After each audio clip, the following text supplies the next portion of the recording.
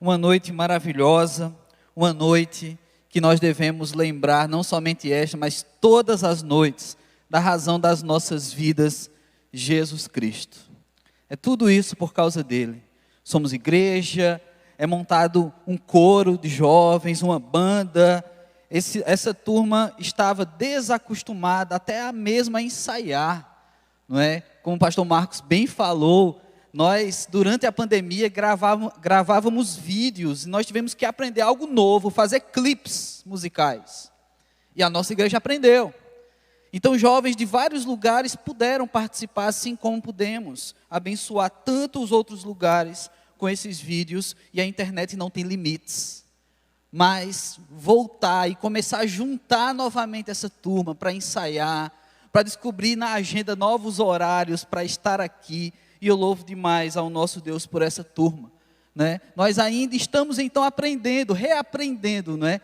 Esse novo normal sobre esse culto nosso, esse culto público, inclusive com essas participações. Ainda temos resquícios do musical das crianças hoje pela manhã, não é? O céu do templo ainda tem as estrelas do musical das nossas crianças. Então lá em cima, não é? Essas estrelas vão ser cadentes quando acabar o gás delas, não é? Nesse musical dos jovens também ainda temos resquícios do nosso aprendizado. Até mesmo o nosso pastor Marcos cortou uma das músicas dessa noite. A música Noite Santa, ela não acabou, e o pastor Marcos subiu e começou a anunciar o vídeo, não é? O pastor Marcos ainda está se acostumando com as pausas dramáticas que tem nos musicais. E tudo isso é aprendizado, irmãos. Mas hoje eu quero fazer uma pergunta para você. Você crê, com toda a sua força, com todo o seu vigor, que Jesus está entre nós? Você realmente crê nisso? As nossas atitudes, a nossa vida, o cotidiano, a maneira com que os pais tratam os filhos, a maneira com que os filhos tratam os pais, em meses que não são dezembro, será que a nossa vida reflete essa fé que Jesus está entre nós? Porque dezembro é tempo de lembrar, mas será que nos outros dias nós continuamos lembrando disso? Olha o que disse Paulo em Filipenses, no capítulo 2, versículos 12 e 13. Assim, pois, amados meus, como sempre obedecestes, não só na minha presença, porém muito mais agora na minha ausência, desenvolvei a vossa salvação com temor e tremor, porque Deus é quem efetua em vós tanto querer quanto o realizar segundo a sua obra. Você tem um Paulo aqui que ele fala que essa igreja precisava usar de tudo aquilo que ele ensinou, tanto na presença quanto na ausência. Mas aqui a gente está falando de um ser humano, um missionário, um homem de Deus, que pôde estar presente numa igreja durante um tempo, mas outrora ele se ausentou. E a minha pergunta, eu insisto, Jesus Cristo é presente? Você crê que Jesus é presente na sua vida? Ou será que muitas vezes nossas atitudes refletem mais um Jesus que talvez tenha se ausentado? Assim como Paulo disse que se ausentou. E mesmo se assim tivesse acontecido, porque Jesus está aqui, irmãos. Jesus é presente na tua vida. E caso tivesse acontecido, não deveríamos simplesmente viver como se Ele não estivesse. Jesus esteve entre nós, esteve mesmo no passado. Diz a palavra de Deus, havia naquela mesma região pastores que viviam nos campos, guardavam o seu rebanho durante as vigílias da noite. E um anjo do Senhor apareceu onde eles estavam, e a glória do Senhor brilhou ao redor deles, e ficaram tomados de grande temor. O anjo, porém, lhes disse, não temais, eis aqui vos trago boa nova de grande alegria, que o será para todo o povo, é que hoje vos nasceu na cidade de Davi o Salvador, que é Cristo, o Senhor. Está lá em Lucas, capítulo 2, versículos de 8 a 11, o anúncio da vinda do nosso Senhor Jesus Cristo. A Pastor Marcos hoje, inclusive, veio como personagem nos cultos da manhã, falando como um daqueles magos, na perspectiva deles, de como foi esse anúncio e a chegada de Jesus e tudo que Jesus trouxe junto consigo. Então Jesus esteve entre nós. Jesus cumpriu sua missão ao vir aqui na terra. E Jesus foi assunto aos céus, ele subiu aos céus. E diz a palavra de Deus, aconteceu o quê? Enquanto os abençoava, ia se retirando deles, sendo elevado ao céu. Lucas 24, 51. Jesus Cristo cumpriu com o seu papel nesta missão aqui na terra, e Jesus Cristo subiu ao céu, ele se despediu dos seus discípulos. Mas irmãos, ainda fazendo eco à minha pergunta inicial, Jesus está entre nós, porque também está escrito, Jesus, aproximando-lhes, falou-lhes, dizendo, toda autoridade me foi dada no céu e na terra, e de, portanto, fazei discípulos de todas as nações, batizando-os em nome do Pai, do Filho e do Espírito Santo, ensinando-os a guardar todas as coisas que vos tenho ordenado, e eis que estou convosco todos os dias até a consumação do século. Esse Jesus que se despediu é um Jesus que também disse que estaria e que está todos os dias conosco. Esse é o nosso Deus, esse é o nosso Jesus Cristo.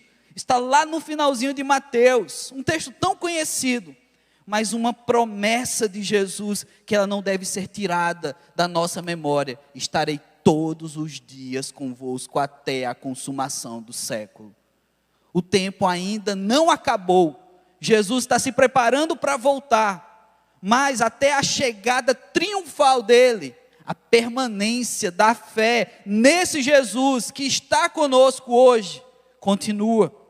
E é por isso que eu te convido a abrir sua Bíblia em Romanos, capítulo 8, onde nós vamos tirar algumas lições dessa presença de Jesus nas nossas vidas. Se a presença de Jesus deve ser celebrada muito além do Natal, nós devemos entender como isso se aplica na prática, no teu cotidiano, na tua vida. Romanos 8, a partir do versículo 28. E mantenha a sua Bíblia aberta nesse texto, porque nós vamos investigar o que é que a palavra de Deus pode nos ensinar nessa noite. Diz a palavra de Deus: sabemos que todas as coisas cooperam para o bem daqueles que amam a Deus, daqueles que são chamados segundo o seu propósito. Porquanto aos que de antemão conheceu, também os predestinou para serem conformes à imagem do seu Filho, a fim de que ele seja o primogênito entre muitos irmãos. E aos que predestinou, a esses também chamou, e aos que chamou, a esses também justificou, e aos que justificou, a esses também glorificou. É necessário, irmãos, então viver um Jesus no presente. Sei que essa palavra presente faz a gente até lembrar de comprar um presente, porque está chegando o dia e as lojas estão ficando cheias. Ou da gente lembrar daquele amigo secreto que você dá um presente de R$50 e ganha um de 10. Eu lembro que eu sou do tempo, eu já posso falar isso, viu, irmãos? Estou quase beirando 4 décadas. Eu sou do tempo em que todo presente de amigo secreto era um CD, não é? E aí esse tempo passou, não tem mais. E agora a gente está no amigo doce, chocolates, não é? Mas chocolates tem de tudo quanto é preço. E ainda tem um amigo da onça, que esse não deveria ser como um amigo secreto, aquele que você rouba os presentes. Esse deveria ser um inimigo secreto. Ou melhor, um inimigo apresentado, que você agora sabe que é teu inimigo. Mas, irmãos, Jesus é o maior presente que nós já podemos receber na terra. Não é na tua vida apenas. Não é o dinheiro que pode pagar ou que você pode almejar, que você pode refletir. É muito mais. É o maior presente que a humanidade já recebeu na terra, enquanto ela existe. É Jesus Cristo. Mas ainda fazendo uso dessa mesma palavra de uma outra aplicação, eu continuo insistindo, se esse Jesus é mesmo presente na tua vida. Ele está no teu presente. Muitos irmãos têm um Jesus no passado, tem um Jesus na história. Ah, Jesus me salvou. Isso é um passado, realmente aconteceu, a salvação de Jesus já aconteceu. Ah, mas eu conheci Jesus, sempre olhando para o passado, e muitas vezes a vida dessa pessoa reflete mesmo que Jesus está no passado e não mais no presente. É preciso viver Jesus. É preciso ter um Jesus presente, porque Ele é presente em nossas vidas. Ele mesmo garantiu, como nós já lemos, Ele garantiu que estaria todos os dias conosco. Então, nesse texto de Romanos, capítulo 8, no versículo 28, eu quero pensar, em primeiro lugar, que para viver esse Cristo presente na nossa vida, você deve lembrar sempre que nós somos chamados para viver o propósito dEle. A nossa vida deve refletir o propósito de Cristo. Quando diz que sabemos que todas as coisas cooperam para o bem, é uma palavra fantástica, é tão bom ler isso. Todas as coisas cooperam para o bem daqueles que amam a Deus, daqueles que foram chamados segundo o seu propósito. Você foi chamado para um propósito, meu irmão. Você foi salvo de propósito. Ele fez isso porque quis. E Ele te chamou para um propósito. Sabe, irmãos, a tarefa de ser imitadores de Jesus não é nada fácil. Porque você e eu nascemos como Jesus nasceu. Através de uma mulher, viemos ao mundo, mas eu e você não vivemos tudo que Jesus viveu, e nem muito menos vamos morrer como Jesus morreu. Houveram muitos que morreram também crucificados, inclusive seguidores de Jesus, inclusive com sofrimento ainda extra. Houve quem fosse crucificado até de cabeça para baixo, nos tempos de Jesus, após Jesus. Mas, irmãos, o significado da cruz de Cristo, além do castigar o corpo físico de Jesus, tem por significado muito maior para todos nós, pois Ele carregou todos os pecados da humanidade. Ninguém vai conseguir morrer como Jesus, com esse peso que Ele carregou na cruz, que sou eu e você, que são os nossos pecados, que é o que nos dá acesso livre a Deus. Aquele sangue derramado, o último e perfeito sacrifício. Mas, sabendo disso, um Deus que sabe todas as coisas, Ele falou, por meio do Filho, por meio de Cristo Jesus, que deveríamos imitá-lo. Mesmo sabendo que, uma vez nascidos como Jesus nasceu, não vamos conseguir viver como Ele viveu e nem morrer como Ele morreu, mas devemos imitá-lo. É para isso que existimos, é por isso que eu tenho que falar aqui, temos um propósito. Você tem propósito de vida, meu irmão. Eu sei que isso é um jargão gospel. Deus tem um propósito na tua vida, e tem mesmo. O seu propósito de vida. Você pode descobrir dons para servir. Você pode descobrir talentos, às vezes talentos novos para servir. Mas seu propósito de vida é ser o que Jesus te chamou para ser, imitador dele. Aqueles que imitam Jesus, que acordam todos os dias pedindo a Deus força para imitar Jesus, que nas circunstâncias do dia, ambiente de trabalho, na tua família, no trânsito, seja onde for, você para pensar e diz, mas eu preciso imitar Jesus nessa hora. Aqueles que vivem dessa forma, vivem um Jesus presente. Jesus é presente naqueles que imitam Ele. E desse modo, irmãos, é fantástico, porque imitadores de Jesus podem gerar imitadores de Jesus. Pregamos o Evangelho com a vida dessa forma.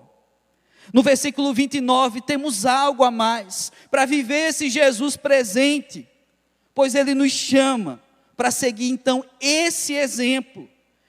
A palavra diz que Ele já nos conhecia, de antemão nos conheceu, e nos preparou para ser conforme a imagem do seu Filho. Irmãos, tudo isso que eu estou falando de ser imitador de Jesus, inclusive falando e compartilhando essa perspectiva da dificuldade de imitá-lo. Aqui nós temos nesse versículo 29 a prova de que isso não é impossível. Sabe por quê? Porque o próprio Deus preparou isso. O próprio Deus é que te conduz, o próprio Deus é que te traz essa força sobrenatural para que você imite Jesus Cristo. Ele já te conhecia. Se Deus já te conhecia, Ele sabia das tuas dificuldades. Ah, pastor, eu sei que eu tenho que imitar Jesus, mas sabe como é? Eu tenho uma personalidade forte. Pois é, meu irmãozinho que tem a personalidade forte, Deus já sabe disso. Ah, pastor, eu sei que eu tenho que imitar Jesus, mas eu sou uma pessoa tão difícil de perdoar. Pois é, minha irmãzinha que tem dificuldade de perdoar, Deus já sabia disso. Ah, pastor, eu sei que eu tenho que ser imitador de Jesus, mas eu nem consigo pregar, eu tenho preguiça de acordar cedo e ir para a igreja, eu tenho dificuldade de fazer parte de um pequeno grupo, eu não consigo servir a nenhum ministério da igreja, eu não consigo ler a Bíblia, eu não consigo ouvir louvores e cantar louvores. Todas as desculpas que você tiver, Deus já sabia disso. E é por isso que a palavra diz, Deus te conhecendo de antemão, já te prepara para você ser imitador de Jesus Cristo. E aí eu te pergunto, qual é a desculpa agora? Ele já sabia. Você pode surpreender a mim, a qualquer um dos pastores, a qualquer líder de ministério com uma boa desculpa. Alguém já disse que quem é bom em dar desculpa não precisa ser bom em nada. Só precisa dar desculpas. Chegou a hora, irmãos, da gente viver e seguir o seu exemplo. Aqueles que vivem e seguem o exemplo de Cristo, vivem Cristo no presente. E por último, o versículo 30. Nós somos chamados por Cristo para viver Jesus no presente. Devemos lembrar que Ele nos chama para nos justificar e sim para nos glorificar. Olha que situação. A nós todos que somos pecadores, que não temos o direito de tomar glória de Deus para nós, a glória de Deus é para Deus. A nós que somos, então, esses pecadores sem esse direito, a palavra de Deus diz que a estes, a quem Ele chamou, de antemão conheceu, preparou para ser imitador de Cristo, chamou, justificou. A dívida já foi paga, meu irmão. É surpreendente. Esses dias eu estava conversando com um amigo meu e a gente comprou umas coisas juntos e eu achava que eu devia alguma coisa para ele. Ele disse, rapaz, você não me deve mais nada não. Eu disse, eu devo, deve não, eu devo, deve não. E aí ele me provou que eu não devo nada a ele. Eu disse, como é bom ter um amigo que prove que você não deve nada a ele. Irmãos, Jesus Cristo provou que nós não devemos nada. Que a morte dele na cruz traz justiça. Justiça essa que seria aplacada a mim e a você. O destino ao inferno, a morte eterna. Aí Jesus vem e diz, isso não é mais para você. A você eu garanto a vida eterna. Pelo sangue de Jesus, nós temos acesso ao Pai. Pelo sangue de Jesus, não haverá dor nem sofrimento. Pelo sangue de Jesus, haverá alegria, vida eterna. Nós vamos adorar a Deus constantemente. Seja você com voz boa para cantar no coro, ou seja você como eu, desafinado do começo ao fim da música, nós vamos louvar de forma ininterrupta a Deus nos céus, por causa do sangue de Jesus. Justificou. Então não há justificativa humana, não há como justificar que não dá, porque Ele já fez dar, Ele já fez valer uma vida que vale a pena. Já percebeu que aquelas pessoas que vivem uma vida que não vale a pena, tem tanta justificativa? Ah, eu sou assim por causa disso, eu sou assim por causa daquilo, por causa da criação, por causa do governo, por causa do meu salário, porque eu fui maltratado. Pois é, Jesus, Ele tem toda a justificativa para que você não precise mais fazer e dar justificativa, para que você viva a vida que Ele tem para você. E ele ainda diz que além desse que justificou, justificando, a esses também glorificou. Não é, irmãos, a glória de Deus em mim e em você. É que uma vez que a salvação em Cristo Jesus nos alcança, nós atingimos esse potencial de nos relacionar com o todo glorioso, o todo poderoso. Nós podemos ver agora face a face. É assim que vai ser no céu, irmãos. Sabe que a glória de Deus era algo tão fantástico, tão sobrenatural, que no Antigo Testamento era entendido que se você olhasse para a glória de Deus, você seria fulminado, você não teria condições de viver. Em Cristo Jesus foi dada a oportunidade de ver face a face o Deus aqui na terra, o Deus presente, o Emanuel, Deus conosco. Pois é, irmãos, a glória é estar diante de Deus e permanecer de olhos bem abertos e permanecer enxergando aquele que nos criou e poder viver constantemente dessa forma. Ninguém consegue olhar muito tempo para o sol, mas o sol é uma estrela tão pequena diante de toda a glória de Deus. Nosso Deus foi o criador do sol. Nós vamos conseguir um dia olhar face a face essa presença desse Deus. E sim, por causa da salvação em Cristo Jesus, nós não seremos fulminados. Nós vamos glorificar esse Deus maravilhoso. Pois é, irmãos, é esse Deus, foi esse Deus que enviou Jesus Cristo. O Cristo presente, o Deus conosco, Ele está aqui. E essa promessa não é nada nova. Para encerrar, eu já quero chamar a banda aqui à frente. Nós temos lá em Ezequiel, capítulo 36, versículos 26 e 27, que diz o seguinte: dar-lhe-eis um só coração, espírito novo porei dentro deles, tirarei da sua carne o coração de pedra, e lhes darei coração de carne. Ezequiel 11, 19. E Ezequiel 36, 26 e 27 diz: dar-vos-ei coração novo, e porei dentro de vós espírito novo, tirarei de vós o coração de pedra, e vos darei coração de carne, porei dentro de vós o meu espírito, e farei que andeis nos meus estatutos, guardeis os meus juízos e observeis. Pois é, essa profecia, irmãos, ela continua se cumprindo. Não apenas nos dias em que Jesus esteve entre nós, presencialmente e em corpo humano também, mas também nos dias atuais, e como disse no começo, onde Jesus continua presente no nosso meio.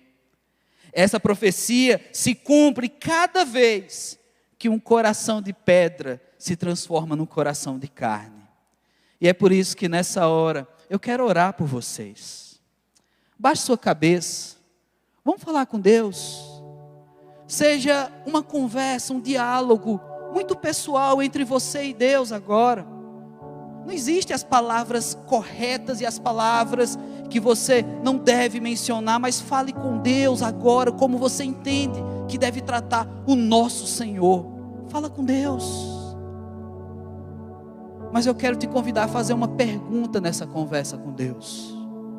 Será que o seu coração não precisa ser trocado nessa noite? Será que esse coração de pedra não precisa ser substituído por um coração de carne, verdadeiramente, para que você viva um Jesus Cristo no presente, no teu presente, na tua vida?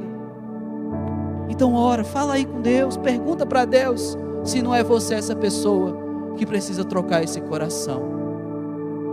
E eu quero orar por você, se você se sente assim, se você sente que precisa viver esse Jesus no teu presente, que o teu coração precisa ser trocado para isso acontecer. E eu te faço um convite nessa hora. Pegue sua mão e coloque sobre o seu peito, se você quer receber essa oração. Se você sente que precisa ter o teu coração trocado nessa hora, se você tem essa sensação de que Jesus tem que ser presente, de que você tem que viver tudo isso, viver para o propósito dele, viver seguindo o seu exemplo e viver para ser justificado e glorificado. Coloque a mão sobre o peito e assim, diante do Senhor, você está falando com Ele, dizendo: Deus, eu sou um desses, eu sou uma dessa, eu quero, Deus, eu quero ter o meu coração trocado, eu quero viver o novo, eu quero viver o Cristo presente. Coloque a mão sobre o peito, se você se sente assim, porque eu quero orar pela sua vida. Oh Deus amado, o Senhor conhece bem o significado, Senhor Deus, de cada uma dessas mãos colocada sobre o peito, ó Pai, representando assim, Deus, um coração sedento de transformação, reconhecendo, Senhor Deus, que eles precisam do Senhor Jesus nas suas vidas, ó Pai.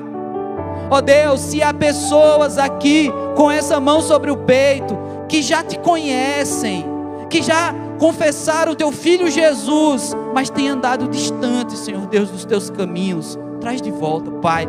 Que nessa noite seja o retorno à tua casa, à tua presença, a presença do teu Cristo constante na vida dessa pessoa.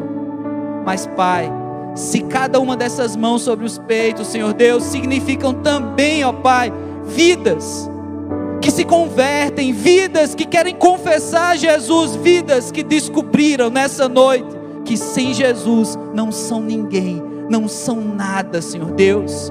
Vidas que são chamadas a viver um propósito, vidas essas, Senhor Deus, que são chamadas para seguir os passos de Jesus, vidas chamadas para serem glorificadas, para serem justificadas. Então vem, Deus, vem e transforma, e troca esse coração, e faz nascer uma nova criatura. Escreve esses nomes no teu livro da vida, Senhor Deus. É assim que eu oro, Pai, no nome santo de Jesus Cristo, amém.